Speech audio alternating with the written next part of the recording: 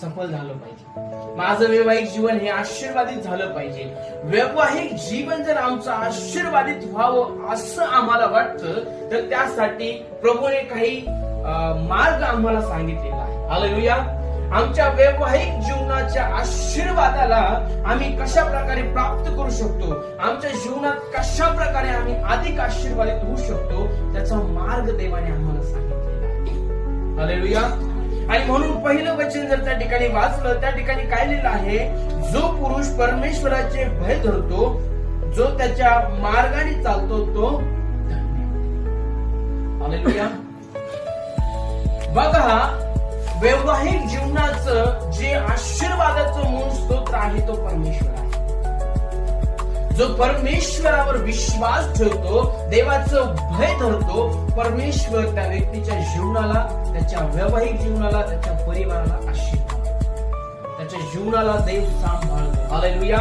मग आता ह्या ठिकाणी फक्त पुरुषच नाहीये तर स्त्रीचं पण त्या ठिकाणी आहे. हालेलुया. जो पुरुष आणि स्त्री परमेश्वराचं भय धरतात त्या सर्वांना देव काय करतो, आशीर्वादित करतो. आमच्या जीवनामध्ये आम्ही आशीर्वादित व्हावं, आमचं वैवाहिक जीवन आशीर्वादित व्हावं, आमचा परिवार, आमचे लेकरं, आमच्या कुटुंबातील सर्व आशीर्वादित व्हावं जर अशी आमची अपेक्षा आहे तर प्रथम आम्ही देवाचं भय धरलं. हालेलुया.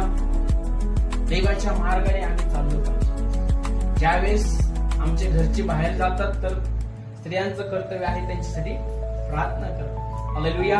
जर दोघं पण जॉबला जात असतील तर दोघांचं कर्तव्य आहे सकाळी उठून देवाच्या सानिध्यात बसून प्रार्थना करणं. ज्यावेळेस आम्ही देवाच्या मार्गाने चालतो तर देव आमच्या गरजा पूर्ण करतो, देव आमच्या आर्थिक गरजा पूर्ण करतो, देव आमच्या शारीरिक गरजा पूर्ण करतो, देव सर्व प्रकारे आम्हाला काय करतो, आशीर्वाद. हालेलुया. म्हणून बरेच आशीर्वाद त्या ठिकाणी दिलेला आहे. बायबल सांगतो तू आपल्या श्रमाचं फळ खाशील, तू सुखी होशील, तू आशीर्वादित होशील, तुझे मुलं तुझ्या भोवती असतील. हालेलुया. देवाने अद्भुत आशीर्वाद दिलेले आहे. जर ते पूर्ण स्तोत्र तुम्ही वाचलं तर एक मोठा आशीर्वाद प्रभूने त्या ठिकाणी वैवाहिक जीवनासाठी दिलेला आहे. Praise the Lord. वैवाहिक जीवनाचं मूळ केंद्र हे परमेश्वर असला पाहिजे.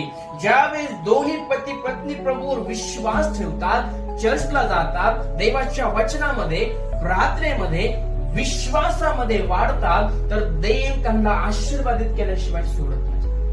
प्रभू त्यांना आशीर्वादित करतो, सर्व प्रकारे देव त्यांना आशीर्वादित करतो. त्या परिवाराचं रक्षण परमेश्वर करतो आजारापासून, त्या परिवाराचं रक्षण परमेश्वर करतो.